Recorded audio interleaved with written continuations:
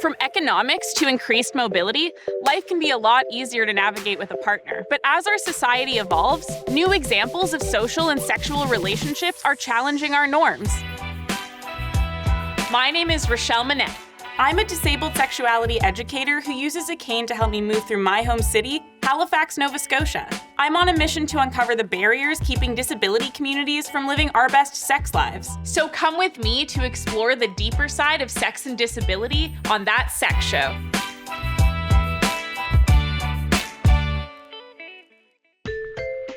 Maintaining a strong relationship with someone else is so much easier when we've taken the time to consider our own needs, boundaries, and expectations. But in our society, we're not offered a lot of opportunity to do that. I'm off to meet with local sex coach Serena Haines to find out more about what that process can look like. Come on in, have a seat. Thank you. Thanks for having me here today. Thank you for coming. I'm excited. Yeah, me too. Tell me a little bit about, what it means to be a sex coach. As a sex coach, I have people come in and we work through different challenges that people would have either in relationships or with themselves and the sexuality and the narratives that they've kind of been given and the scripts they've been given their whole lives. Sex is such an integral part of our overall well-being, but not having that education and that knowledge is sometimes the biggest thing that gets in the way of people wanting to explore who they really are. Having the education background in that and then the coaching qualification to have people come in and sit down with me and we can really get personal about what they need, curate, a coaching package for them, a coaching session where, all of their needs are going to get met and all of their knowledge is going to get kind of used for their own good. We have to stop demonizing pleasure in everything, right? So if we can stop demonizing that in our sex lives and realizing that, coming together with yourself and your body or with a partner and your body can be such an expansive place to live. I find that sort of topic comes up a lot in terms of like disability and pleasure, where there's a lot of expectation that we are, always in pain or always looking to accomplish something really specific. We have more important things to worry about than our own pleasure. But yeah, that piece on no, pleasure is just as important, and it's a human right to experience that. And so, everyone. Yeah, and we can experience it in so many different ways. So is there a general connection between romance and sex and desire? Yeah, so desire is the big word that I really love. But, romance, we think that sometimes when we say the word romance, it's all flowers and candles and, all of this sweeping you off your feet kind of thing. And, I like to think of romance as intimacy when it comes to that, part of it. So romance and intimacy and sex can be completely separate. Like they can be completely separate. You can be somebody who can just enjoy sex as an extracurricular activity, and you don't need that intimate connection with anybody, and that's completely fine. A lot of the time when we come together in relationship, we really want to have both, right? We want to have both, but we don't always get it. And that's okay. Some people live that way, and it's completely fine. But that romance side of it is the idea of being seen, heard, acknowledged by a partner for who you are and what you love, right? Somebody puts you first. Somebody says, I know that you love sushi. I got you sushi tonight for supper. I know that you love walking on the waterfront on Friday evenings. Let's go there this Friday evening. It's being courted and being wooed and kind of like being paid attention to. I love that, being wooed. That's exactly. Yeah, and it's really important. But in the everyday life that we have, we got to pay the bills and you take the kids, you got to walk the dog and you got to go to work and you got to do all of these things. And then sometimes your partnership falls to the wayside. How some people are just like ready to go all the time, ready for sex. Yeah. But yeah, I find myself often being like, I need to be wooed regularly, constantly, so that sometimes I'm ready for sex. Right. Constantly. Exactly. I want to be wooed all the time. And then it's easier for me to be like, oh, no, I'm feeling a little frisky, a little horny. Right. So some people will have, so we talk about spontaneous desire and responsive desire. Yeah. Okay. So spontaneous desire are the people who, just at one look, one glance, one word, one whatever, even a thought can be like, I'm ready to go. Well, let's go do this thing. And, it's always kind of on your mind and your body reacts to your brain. So your brain says, oh, there's a thing that I like, or this is a thing that I like, or I'm thinking about a thing that I like. And the body immediately goes, cool, let's do that thing. First new relationship energy when we come together with people, our bodies are full of, adrenaline and endorphins and dopamine. And we're like freaking out all the time. We're like, oh, I just want to get my hands on you. And everybody feels that spontaneous desire. Let all of those chemicals, that concoction of, it's like heroin, wear off. And all of a sudden people are like, I'm bored. I don't like you anymore. I don't think I want to do this. But that's when responsive desire comes in. And it's that moment of creating non-sexual intimacy together, creating rituals together and routine, making sure that you keep that romance alive, that you're wooing your partner all the time. And it doesn't have to be taking people out for fancy dinners all the time. It can quite literally be me looking at you today and saying, I love your necklace. You look really great today. Or, I can't wait to see you when you get off work, and giving you a really nice kiss and a hug. Those are things that we take for granted. Especially when there's barriers to feeling that spontaneous desire for whatever reason, whether, we have to schedule sex around like when our pain levels are where they need to be for things, or, like medications that can change how we respond to desire and how often that happens. Right. So I find that comes up a lot when it comes to, disabled sexuality. Understanding responsive desire and non-sexual intimacy and pair them together, it can take the idea that sex has to be the ultimate moment of togetherness, and it can kind of take it out. Depending on your pain, your meds, things that are getting in your way, that's not going to limit you in having maybe a conversation with your partner today and talking about, how I thought about you today, or a little bit of sexting goes a really long way for people who can do that, and keeping your partner in mind and then creating rituals and habits. That's really the biggest thing that I like to use, is create rituals. And that increases intimacy. It's going to increase your desire, your want, your need to be physically close. Sex does happen, then that's great. And if not, then that's also great. Yeah, exactly. Well, thank you so much for having me here, Serena. It was really a pleasure to speak with you. Yeah, you too. Thank you very much for coming. Our sexual needs are so much more complicated than we give them credit. And as Serena highlighted, the more precisely you understand your own needs, the easier it is to relay them to a partner. Next, I'm off to speak with two people in a long-term relationship about their experiences with disability, monogamy, and sex. That sex show. I'm paying a visit to Carolyn Naylor and her partner Olivia Jacquard to find out how they keep their relationship fun, supportive, and hot. Thank you so much for having me here. It's really exciting to get to talk to both of you. Before we get started, can you tell me just a bit about yourselves? My name is Carolyn Naylor. I'm visually impaired. I have optic nerve atrophy, and I am part of the LGBTQ plus community. My name is Olivia Jacquard. I am a transgender woman, been out since 2011, and I'm also part of the 2S LGBTQIA plus community. So how did you first meet? Started off one snowy November afternoon in college. My group was doing a project, and Carolyn wandered over to see some of her friends, which were in my group. I figured we could pass it back and forth. Okay, if you really want to. And I was just talking to a friend, and they introduced me to Olivia. And the first thing Liv said to me was, "Can I read you a story I'm writing?" And I was like, all right, this person's kind of weird, but sure. So that was our first meeting. And then I needed to walk down to the ferry terminal. So it was pure ice. And I was like, all right, I'm feeling a little bit scared. Does someone want to walk down with me? And Liv was just like, sure, I got nothing better to do. So. As all great romances start. I got nothing better to do. Might as well tag along for the fun. I'm not doing anything else today. Exactly. So we ended up having a interesting walk down to the ferry terminal of trying to avoid ice patches. And talking about how much action we were not getting and totally living the single life. Yeah, trying to play it cool. Then we didn't chat for 2 weeks. So Wasn't it longer than 2 weeks? I felt like it was around 2-3 weeks. And then we ran into each other again, and I'm like, hey, you're an awesome person. Why don't we hang out? It was back in 2013. So we're going on 9 years in November. Yeah. Wow. So how did you take things to the more physical level? very quickly.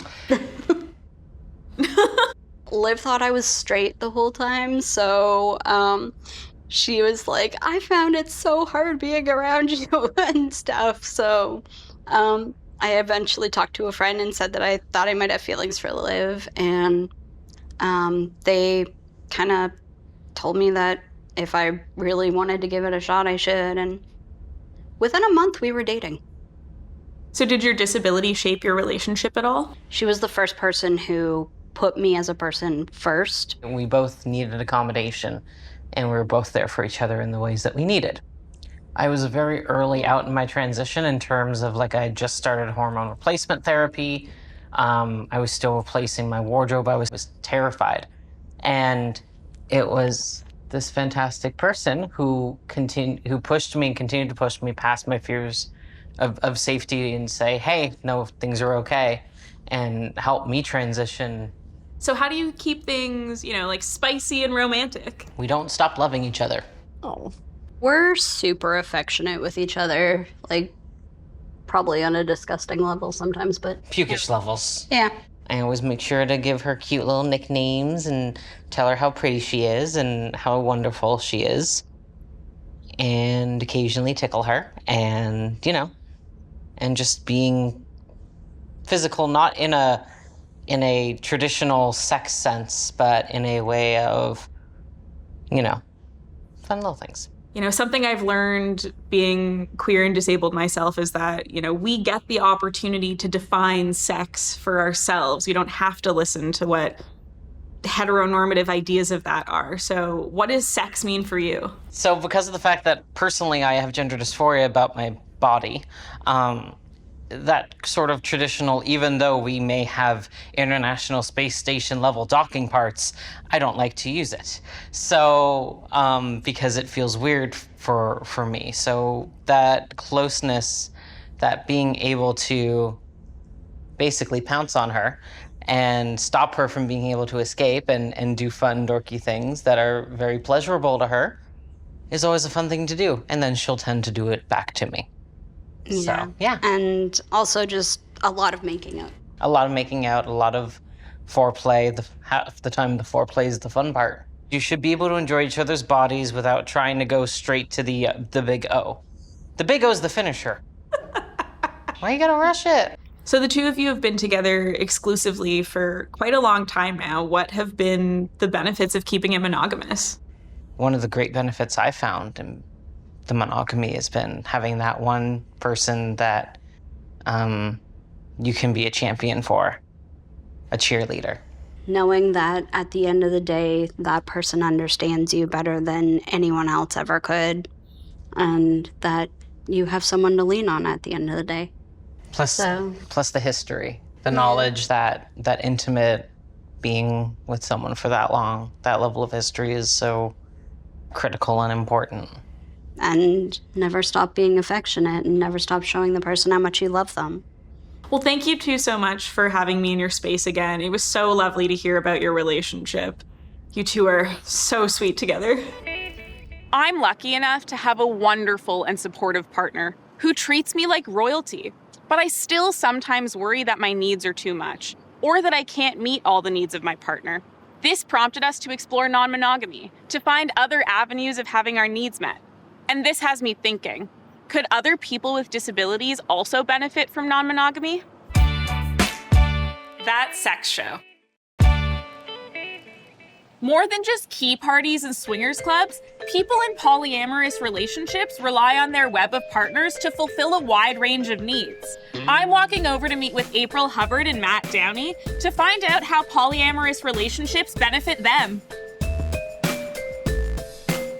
It's really good to see you both, April and Matt. So for people who don't know what polyamory is or what open relationships look like, could you give a little more information about that, at least what it looks like for you? Yeah, well, polyamory, to me, what it means is just having permission and having enthusiastic consent to explore relationships and explore connections as I feel them and as they come along. So that may mean just having a cuddle buddy that's we share this intimacy, but there's no sexual contact at all. Like, are we friends, but we slap each other's butts for fun sometimes? Or do we cuddle? Or do we jump naked in lakes together? And is this all good? Or it may mean that, I want to explore purely sexual relationships with some partners, but all of my partners have spoken with me, and we understand that it's not limited to one person or one way of being. It's being able to share love in whatever way feels right. Yeah, something that I've always loved about non-monogamy and polyamory sort of more generally is that everyone has a different sort of dynamic with each other, and there's this flexibility of being able to explore one thing with one person and another thing with someone else, and, you know, having everyone's needs met, hopefully, kind of in the grand scheme of things. With the relationships in your life, you were very free to have those conversations to define what you want that to be. So how would you define your relationship? I know what our relationship is, but how do you communicate that to the world? For a while, we had decided on lover, but a lot of people have very strange connotations when you introduce, this is my lover. It's very situational sometimes what I call this person that is sitting next to me. I knew going in that Matt had a wife that they live with, and that was their day-to-day partner that they're making life decisions with. I never wanted to take that role. I wanted to add to provide another relationship and a different connection to their life. But I didn't want to be a day-to-day partner with them. So one of the questions that I'm asked all the time about polyamory and non-monogamy is how to avoid jealousy and those kind of uncomfortable emotions. So how do the two of you deal with jealousy?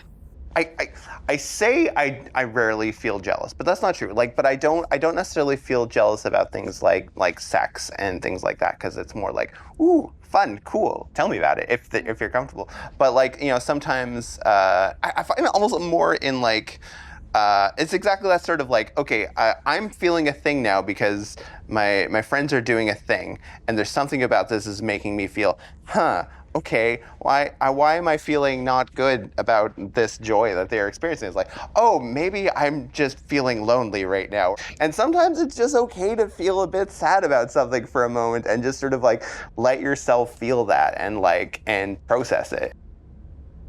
For me, feelings of jealousy do come up naturally, but when they do, I think the most important thing for me, other than communication, is turning it back on myself. And what am I actually missing? And can I find this in other ways? Am I just relying on Matt to fill that void and to meet those needs for me? Or can I make plans with another friend for that night? Right. Really diving into where that emotion is coming from and what I can do as a person to fulfill my own needs. Great point, exactly. I always say that jealousy is kind of a reactive emotion. There's usually something underlying, something else that we have to talk about, we have to communicate about, and maybe we can deal with it on our own. The foundation of all relationships is going to be communication and being comfortable with discomfort. If you're not willing to be uncomfortable sometimes, polyamory might not be for you.